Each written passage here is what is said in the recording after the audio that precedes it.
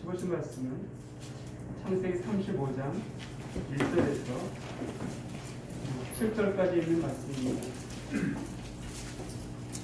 구역성경 53페이지 창세기 35장 1절에서 10절까지 제가 한 절 읽고 여러분이 한 절 읽고 교독하도록 하겠습니다. 제가 먼저 읽겠습니다.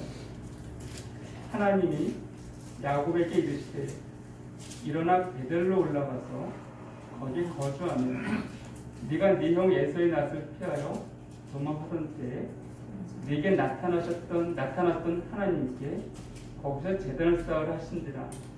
야곱이 이에 자기 반 사람과 자기와 함께한 노동자에게 이르되 너희 중에 있는 이방 신상을 버리고 자신을 정결하게 하고 너희들의 의복을 바꾸어 입어라. 네가 일어나 베델로 올라가자. 내 환난 날에 내게 응답하시며 내가 가는 길에서 나와 함께 하신 하나님께 내가 거기서 제단을 쌓으려 하노라 하며 그들이 자기 전에 있는 모든 이방 신상들과 자기에게 있는 기고들을 야곱에게 있는지라. 야곱이 그것들을 세겜 근처 상지 나무 아래에 묻고 그들이 떠났으나 하나님이 그 4년 고을들로 크게 두려워하게 하셨으므로 야곱의 아들들을 추격하는 자가 없었더라. 야곱과 그와 함께한 모든 사람이 가나안 땅 루스 곧 베델에 있고 7절은 같이 읽겠습니다. 그가 거기서 제단을 쌓고 그것을 엘벨이라 불렀으니 이는 그의 영의 낯을 피할 때 하나님이 거기서 그에게 나타나셨습니다. 고맙습니다. 저는 이 본문을 가지고 하나님의 인재와 야곱의 삶이라는 제목의 말씀을 나누려고 합니다. 여러 번 말씀드렸듯이 우리 교회의 표어가 하나님의 인재를 믿는 삶입니다. 그래서 1월 첫째 주부터 여러 행정을 통하여서 하나님의 인재가 무엇이고 우리 어떻게 그 인재를 누릴 수 있는가에 대해서 말씀을 나누었습니다. 오늘 마지막 제가 이제 전 2번 하게 되었지만 사실 하나님의 인재가 어떻게 한 사람의 삶 가운데 나타났을 때 그에서는 풍성히 하는 것인가? 우리가 하나님의 인재에 대해서 사모한다고 있지만은 왜 사모해야 되는지 그것을 야곱의 삶을 통해서 함께 살펴보기 원합니다. 우리가 다시 한번 하나님의 인재에 대해서 생각해보고 사모하는 그런 저와 여러분이 되기를 원합니다. 이 야곱의 삶들을 보게 되었으면 창세기 25장을 좀 한번 보겠습니다. 25장에 보게 되었으면 이삭이 40세 리브가를 맞이해서 결혼하였습니다. 그가 잉태하지 못했을 때 이삭이 그의 아내를 위해 기도할 때 하나님께서 이삭에게 아들을 주셨습니다. 그 쌍둥이 펴주셨다라고 성경 말하고 있습니다. 이 부분들이 창세기 25장 20절 이하에 기록되어 있습니다. 근데 그 리브가에 태어있을 때 설마 치고받고 싸웠나 봐요. 저는 저희 아이들이 워낙 조용해갖고 태동을 거의 못 느꼈습니다. 제 아내만 조금 느꼈었는데 다른 아이들보다 굉장히 조용히 했었어요. 뭐 느낀다라고 해서 이렇게 배를 만져보거나 하게 되어지면 어느 팀인가 조용히 가고서 태동이 무엇이지 할 정도였습니다. 근데 이 리브가는 그 태 안에 2명 아이가 있는데 얼마나 심하게 치고받고 싸웠는지 너무 힘드니까는 어느 날 그가 물어봤다라고 여기 언급되어 있습니다. 왜 이런가? 하나님께 말씀하신 이 3절을 보게 되어지면 여호와께서 그에게 이르시되 두 국민이 네 태중에 있구나. 두 민족이 네 족중에서부터 나누리라. 이 족속이 저 족속보다 강하겠고 큰 자가 어린 자를 섬기리라 이렇게 되어 있습니다. 큰 자가 어린 자를 섬긴다. 즉 먼저 태어나온 예서가 뒤에 태어날 야곱을 섬길 것을 미리 말씀하셨습니다. 이 부분들을 로마서에 보게 되었으면 하나님이 야곱은 사랑하셨고 에서는 미워하셨다라고 기록하고 있습니다. 그러니까 이미 야곱은 리브가의 탈색이 있을 때부터 하나님께서 정하신 존재였습니다. 어떤 것을요? 이삭의 장자의 명분을 얻을 자로 하나님은 야곱을 택하셨습니다. 그렇다고 한다면은 일반적인 생각에 야곱이 그냥 태어나서 정상적으로 쭉 자라게 되어지면 장자의 명분을 얻게 되어질 것입니다. 별 어려움 없잖아요. 이미 예언되어져 있고 하실 것이니까요. 그래서 실제 성들을 보게 되어지면 그러지 못한 것을 보게 되어집니다. 여기서 우리에게 교훈을 주게 되어지는데 우리가 구원받은 하나님의 자녀들입니다. 이는 구원받은 자들이에요. 내 안에 주의 생명이 있고 성령 하나님이 거하시느냐. 이렇다고 한다면은 내가 굳이 애쓰고 하나님 찾을 필요도 없이 그냥 내 안에 생명이 있고 하나님의 생명이 있고 성령님이 거하시니까 그냥 이렇게 살다 보면은 아들 유업을 이어받으시니까 나중에 하나님 나라에 갔을 때 그렇게 복을 얻지 않을까 라고 생각할 수 있습니다. 그러나 야곱의 성도편에서 결국 그렇지 않냐는 들 보게 되었습니다. 이제 하나님께서 내 안에 거하시는 것들과 내가 그분과 함께 동행하는 삶들은 엄청 차이겠다는 것이에요. 많은 사람들이 하나님의 은혜의 풍성함들을 누리지 못하고 경험하지 못하는 것은 그 구원받지 않아서가 아니라 구원받았음에도 불구하고 그 구원이 얼마나 귀중한지를, 그 안에 계신 성령님께서 왜 그 안에 거하시는지를, 왜 하나님께서 그와 동행하기 원하시는지를 알지 못하기 때문입니다. 그러다 보니까는 구원받았다면에도 불구하고 구원받기 전이나 구원받고 나서의 삶들이 별 차이가 없는 거예요. 바로 야곱이 그런 모습의 사람이었습니다. 우리가 야곱을 표현할 때 아브라함은 믿음의 주상으로, 이삭은 약속으로, 그리고 야곱은 은혜를 표현하고 있지 않습니까? 정말 하나님의 은혜가 없었다고 한다면은 야곱은 아마 이 성경에서 그 이름을 찾을 수가 없은 그런 존재였다는 것입니다. 왜 그랬을까요? 오늘 말씀을 통해서 살펴보려고 합니다. 자, 25장 27절 이하 보게 되어지면 그 아이들이 장성함에 에서 익숙한 사냥꾼이었으므로 들 사람이 되고 야곱은 조용한 사람이었으므로 장막에 거주했다 이렇게 되어 있습니다. 물론 여기 야곱이 조용한 사람이었다 이것이 히브리어로 탐이라는 단어입니다.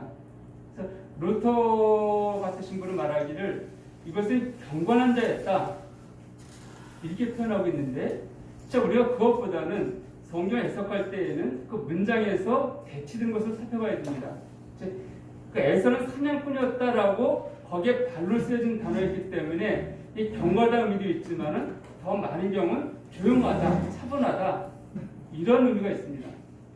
그렇기 때문에 다른 곳에서 이 단어가 이렇게 1장 1절을 보게 되어지면 욥에 대해서 완전한 자다 표현하고 있는데 그런 의미로 쓰여질 수 있겠지만 또 다른 곳에서 보게 되어지면 지금 말 그대로 조용한 자 이런 의미로 쓰인 것이 있기 때문에 야곱은 에서와 비교해서 에서 사냥꾼이었고 활달한 성격이었지만 야곱은 차분하고 조용하죠. 저 장막에 머물렀던 그런 존재였습니다. 근데 보통 남자들은 뭐랄까 자기 자녀를 대할 때 좀 남성다움을 좀 강조하죠. 아마 이삭이 굉장히 내성적인 사람이었는데 자기와 다르게 에서가 활달하고 막 사냥하고 이러니까 더 좋아했던 것 같습니다. 그 반면에 리브가는 야곱이 조용하고 차분하고 집에 있으면서 자기 일도 잘 돌봐주고 이렇게 하다 보니까는 더 애정을 많이 가졌던 것 같아요. 자, 어쨌든 이들이 자라나고 있었는데 어느 에서가 사냥하러 갔다가 화통을 쳤습니다. 배고파요. 이게 돌아왔는데 보니까 야곱이 뭐라고 있습니까? 팥죽을 쓰고 있습니다.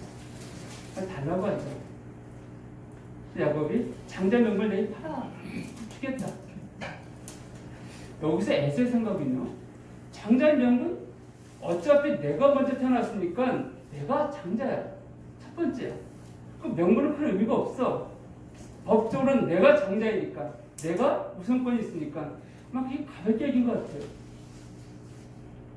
그러니까 그게 뭐 의미가 있냐? 그게 야, 명분을 네가 가져.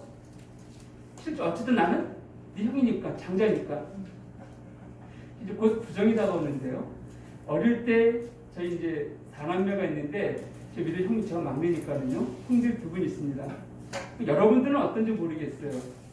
저희 또래는 이렇게 하죠. 세뱃돈 받게 되어지면 형한테 형 내게 세뱃돈 줄게. 이럴 때가 있었습니다.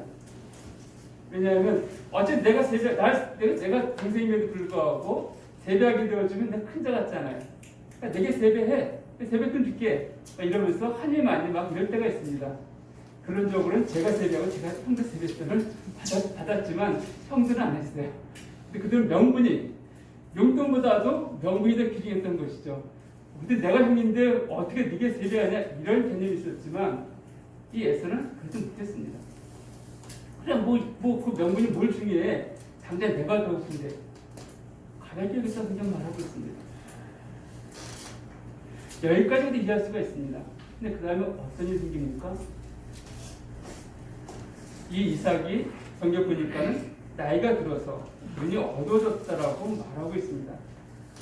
27장에 보게 되어지면 27장 1절에 이삭이 나이가 많아 눈이 어두워 잘 보지 못하더니 이 눈이 어두워 잘 보지 못한다는 것은 말 그대로 나이가 많기 때문에 시력이 많이 떨어진 것을 의미하기도 합니다. 또 성경에서 눈이 어둡다라고 표현하는 것은 영적인 분별력을 잃어버렸을 때 표현하기도 합니다. 그 사무엘상에 보게 되어지면 그 제사장에 대해서 우리가 눈이 어두워졌다 표현할 수를 보게 되어지는데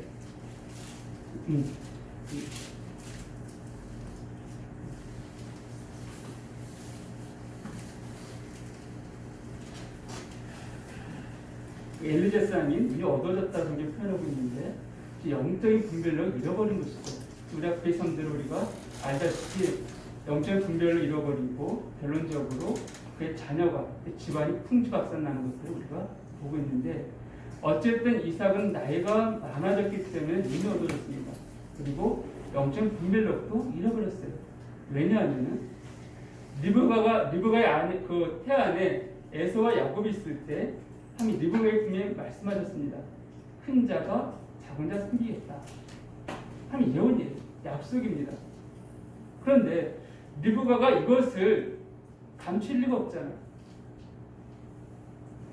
그 이삭도 이 약속을 이 말씀을 들었을 것입니다. 그럼 어찌됐든지 간에 오랜 시간이 지나면서 그 약속을 그 말씀을 잊어버렸든지 그 성경 언급은 없지만 어쨌든 이삭은 야곱이 아닌 에서에게 장작 축복을 하려고 합니다. 그러니까 리브가 그것을 알고 어떻게 합니까? 꾀를 내죠. 그 에서가 사냥을 갔을 때 양을 잡고 요리하고 그리고 손에다가는 에서처럼 염소털을 저는 사람이 아무리 털이 많아도 염소처럼 많은지는 모르겠어요. 그렇게 털만서 보지 못했는데 염소털을 이게 세워서 가게 합니다. 자기 좀 깨어뚱하지만은 손도 만져보고 냄새도 맡아보고 하니까 그래 에서 냄새 나네? 축복을 하죠. 그 결과가 어떻게 되어집니까? 형제가 다툼이 시작됐습니다. 에서가 감히 네가 동생인데 장자명분을 빼앗으려고 해? 그럼 내가 이 장자명분을 되찾기 위해서는 어떻게 될까? 아버지 축복을 되찾기 위해서는 어떻게 될까? 동생을 죽여야 되잖아요. 동생을 죽이게 되어지면 아버지의 축복이 자기밖에 안 남습니다. 이걸 알게 된 리브가가 급하게 어떻게 합니까? 야곱을 자기 친정으로 보내는 것을 성경 언급하고 있습니다. 이때에도 27장 45절과 46절을 보게 되었지만 네 형의 분노가 불려 네가 자기에게 행한 것을 잊어버리거든 내가 곧 사람을 보내어 너를 거기서 불러오리라. 어찌 합의에 너희 둘을 이르랴. 리브가 이삭에게 이르되 내가 햇사람의 딸들로 말미암아 내 삶이 싫어졌거늘 야곱이 만약 이 땅의 딸들 곧 그들과 같은 햇사람의 딸들 중에서 아내를 맞이하면 내 삶에 내게 무슨 재미가 있으리까. 자, 진짜 리브가가 야곱을 보내는 것에 있어서는요 야곱의 아내를 맞이하기 위한 게 아니라 형이 죽이려고 하니까는 피신시키는 거예요. 그리고 이삭이 와서는 솔직하게 말하지 않냐고 어떻게 합니까? 이래서 내가 이런 마음이 상하니까는 야곱은 가서 아내를 얻어서 다시 오게 할 것입니다. 좀 이렇게 보내주십시오. 거짓말하면서 보게 되었습니다. 근데요, 여기까지 내용들 중에서 여러분, 하나님이 언제 등장하셨습니까? 리브가가 그 안에서 아이들 태중에 싸웠을 때 처음 함께 나아가서 물어봤습니다. 그때 말씀하셨어요. 그 이후로 하나님에 대한 언급은 없습니다. 여기까지의 선들을 보게 되어지면 철저하게 야곱과 리브가 개인적인 생각에 의해서 진행되는 모습이에요. 하나님의 약속, 하나님의 언약 중요하지 않습니다. 이들한테 있었는데 그들은 자기의 생각과 자기의 방법대로 그 일을 이루고자 애썼던 모습을 보게 되었습니다. 그러니까 그들 그 결과는 무엇입니까? 평안이 아니에요. 풍성함이 아닙니다. 갈등과 다툼입니다. 리브가는요, 야곱이 잠깐 갔다 오고 생각했었지만 하나님 어떻게 심판하십니까? 리브가는 야곱을 만나지 못하고 야곱이 돌아오기 2, 3년 전에 죽음을 맞이합니다. 죽음을 맞이해요. 가장 큰 징계입니다. 자기가 사랑하는 자식, 그렇게 아꼈던 그 자식을 보지 못하고 죽음을 맞이한다는 그 슬픔을 리브가는 맞이할 수밖에 없습니다. 왜? 하나님 뜻에 순종하지 않기 때문에. 물론 만약에 이삭이 야곱이 아니라 에서의 축복했으면 어떻게 되어졌을까? 그 하나님의 계획이 어긋나는 것이 아닙니까? 라고 우리 여기 있을지 모르겠지만 하나님의 계획은요, 우리의 계획과 다릅니다. 하나님은 더 놀라운 계획들을 갖고 인도해 나가실 거예요. 그러니까 우리가 그걸 염려해서 무엇인가 할 이유가 전혀 없다는 것입니다. 하나님은 우리의 도움을 필요하신 분이 아니에요. 하나님은 우리의 도움을 필요하신 분이 아니라 우리를 통해서 당신의 일을 이루시기 원하십니다. 그러니까 우리가 우리 자신을 내어놓기 원하실 분, 우리의 생각과 우리의 계획으로, 또 우리의 능력으로, 우리의 지식으로 그걸 돕는 것에 대해서 하나님 기뻐하지 않으십니다. 오히려 그것은 유익이 선한 것입니다. 결코 선한 열매를 맺을 수가 없습니다. 자, 이제 야곱은 어떻게 되십니까? 창에 그 추격을 피해 급히 도망갑니다. 그러다 어느 날 베델에 곳에 머물렀어요. 잠을 자다가 꿈을 꿉니다. 이게 야곱이 처음으로 하루에 1대1을 만났던 그 장소입니다. 여러분, 우리가 왜 하나님 만나지 못하는지 아십니까? 내가 무엇인가 의지할 것이 있을 때 결코 하나님은 우리 가운데 나타날 수가 없다는 것이에요. 그분이 안 계신 것이 아니라 내 마음이 그분을 향하지 않기 때문에 그런 것입니다.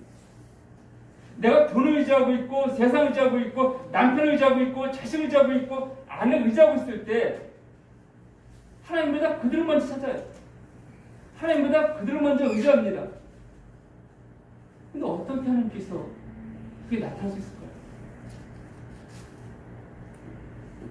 정말 우리가 하나님 만나기 원한다면, 경험하기 원한다면 그럼 모든 것들을 끊어버리시고 정말 공간 가운데 1대1로 하나님께 쓰시기 바랍니다. 제가 언젠가도 말씀드렸지만 군대에 있을 때 정말 제 부모도 연락이 없고 교육도 연락이 없고 완전히 끊겨진 그 상황 가운데 혼자 떨어져 있는 고립무원의 그 상태 가운데 있을 때 하나님, 정말 나는 사람들에게 버림받고 부모에게 버림받은 그런 심정입니다 라고 하나님 앞에 섰을 때 그걸 제가 하셨던 말씀에 대해서 말씀드리지 않았습니까? 사람들은 너를 버릴지라도 너를 잊을지라도 나는 너를 결코 버리지 않고 잊지 않는다. 내가 성령님께서 내가 네 안에서 기도하고 있지 않느냐. 그 예수님께서 내가 하나님 보좌에서 너를 위해서 이 시간도 기도하고 있지 않느냐 라고 말씀하셨을 때 정말 제가 어려울 때마다 그것이 큰 힘이 될 정도로 고백합니다. 그저 모임 가운데 어려움이 있을 때, 지하에 모였을 때 정말 교회가 함께 하시는 교인들 몇 분 계시지만은 정말 어려운 그 상황 가운데 있을 때 예배당 나와서 혼자 피아노 치면서 흘렸던 그 눈물들이 있습니다. 그때 참 주님께 많이 위로하셨어요. 저를 어루만져 주셨습니다. 그런 어루만짐이 없었다 한다면 여기까지 오지 못했을 거예요. 만약에 제가 그 어려운 상황 가운데서 의지할 무엇이 있었다고 한다면은 손쉽게 그걸 의지하려고 했을 거예요. 하나님은 나를 만나시기 위해서 내가 의지할 만한 그 모든 것들을 끊어버리셨습니다. 야곱이 좀 그러지 않습니까? 야곱이 장마 있을 동안에는 엄마의 보호 가운데 계속 있었습니다. 필요한 게 있으면 엄마한테 달려가면 되죠. 그 엄마가 다 해결사가 되어주셔서 모든 걸 처리하셨습니다. 그러니까 하나님은 찾을 이유가 없었던 거예요. 근데 지금은 그 먼 곳, 삼촌이라고 알고는 있지만 얼굴 한번 보지 못한 그에게 찾아갑니다. 환경이 다르고 문화가 다르고 언어가 다르고 혼자 찾아가는 그 모습. 과연 나를 환영해줄까? 나를 기뻐 맞이해줄까? 내가 잘 적응할 수 있을까? 그러다 엄마 품속에서 내가 편하게 있었는데 정말 내가 어떻게 살아갈 것인가? 그 두려움 가운데 가는 그 발걸음 가운데서 하나님은 그를 만나셨던 것입니다. 28장 10절 이하에 보게 되면 야곱이 브엘세바에서 떠나 하란으로 향하여 가더니 한 곳에 이르러 해가 진지라 거기서 유숙하려고 그곳에 한 돌을 가져다가 베개를 삼고 거기 누워 자더니 잘 알고 모습이죠. 베개가 돌베개라고 누워 자고 있습니다. 아마 야외니까 추웠을 거예요. 그럼에도 이제 피곤하기 때문에 잠을 잤는데 꿈을 꿨습니다. 하나님이 그를 찾아오신 것이죠. 여러분, 하나님은요 우리보다 항상 우리에게 먼저 찾아오시는 분이십니다. 내가 그걸 찾기 전에 그분 나를 아셨다라고 성경은 말하고 있습니다. 내가 그걸 부르짖기 전에 그분 내 이름을 아셨다라고 말씀하시는 분이세요. 내 공고함과 내 외로움과 이 힘듦에 대해서 주님이 알지 못하실 거라고 생각할지 모르지만 하나님은 아셨다라고 말씀하십니다. 그 찾아오시는 분이세요. 그럼 말씀하십니다. 14절을 보게 되어 13절 이하를 보게 되어지면 여호와께서 그 위에 서서 이르시되 나는 여호와니 너의 조부 아브라함의 하나님이요 이삭의 하나님이라. 네가 누워있는 땅을 내가 너와 네 자손에게 주리니 네 자손이 땅이 티끌같이 되어 네가 서쪽과 동쪽과 북쪽과 남쪽을 퍼져나갈지니 땅의 모든 족속이 너와 네 자손으로 말미암아 복을 받으리라. 내가 너와 함께 있어 네가 어디로 가든지 너를 지키며 너를 이끌어 이 땅을 돌아오게 할지라. 내가 네게 허락한 것을 다 이루기까지 너를 떠나지 아니하리라 하신지라. 제게 뭐라고요? 15절 같이 한번 읽어보겠습니다. 15절에 시작. 내가 너와 함께 있어 네가 어디로 가든지 너를 지키며 너를 이끌어 이 땅으로 돌아오게 할지라. 내가 네게 허락한 것을 다 이루기까지 너를 떠나지 아니하리라 하신지라. 아멘이십니까? 네. 하나님 약속하셨습니다. 그런데요 28장 20절 한번 보겠습니다. 28장 20절입니다. 야곱이 소원하여 이르되 하나님이 나와 함께 계셔서 내가 가는 이 길에서 나를 지키시고 먹을 떡과 입을 옷을 주시어 내가 평안히 아버지 집으로 돌아가게 하시오면 여호와께서 나의 하나님이 되실 것이요. 21절 뭐라고 되어 있습니까? 내가 평안히 아버지 집으로 돌아가게 하시오면 여호와께서 나의 하나님이 되실 것이요. 자, 방금 15절에서 뭐라고 말씀하고 있습니까? 네가 허락한 것을 다 이루기까지 너를 떠나지 아니하리라 하셨습니다. 그런데요 야곱은 뭐라고 고백합니까? 내가 평안히 아버지 집을 돌아오게 하시오면 그때서야 당신 나의 하나님이 되시겠습니다. 이것이 우리의 모습 아닌가요? 하나님이 하시겠다라고 말씀하셨음에도 불구하고 하나님 당신 이제 이루셔야지만이 당신 내 하나님이십니다. 이게 우리 모습 아닌가요? 그분이 무엇이라 말씀하시든 그건 아멘이에요. 그건 아멘입니다. 그럼에도 불구하고 내가 지금 원하는 이것이 내가 기도하는 이것이 내 생각하는 이것이 이루어질 때 하나님 능력이 있으시구나. 하나님 내가 다시 하나님 인정하겠습니다. 이것이 우리의 모습이 아닙니까? 야곱은 그러했습니다. 점차 이 말씀 볼 때 참 제 모습이 참 이런 존재라면서 좀 고백하게 되어집니다. 근데 또 한번 언급드리겠지만 내가 기도했음에도 불구하고 그 기도와 다른 점 모습을 볼 때가 종종 있거든요. 하나님을 보면 아멘하고 고백하면서도 와서 돌아서고 나서는 여전히 내가 내 계획대로 세우고 있는 제 모습을 보기 때문에 그렇습니다. 어쨌든 하나님께서는 그럼에도 불구하고 이 야곱을 청하지 않으셨습니다. 청하지 않으셨어요. 그대로 품으시고 용납하시는 그 은혜는 보게 됩니다. 늘 말씀드리지만 하나님이 내 행위대로 나를 판단하신다면 전 그렇게 설 수 없다. 이것이 제 고백입니다. 그럼에도 불구하고 그분은 제 행위대로 저를 판단하지 아니하시고 그분의 분하신 가운데 저를 용납하시고 품어주시는 그 은혜 하나님을 인하여서 감사를 올려드립니다. 자, 어쨌든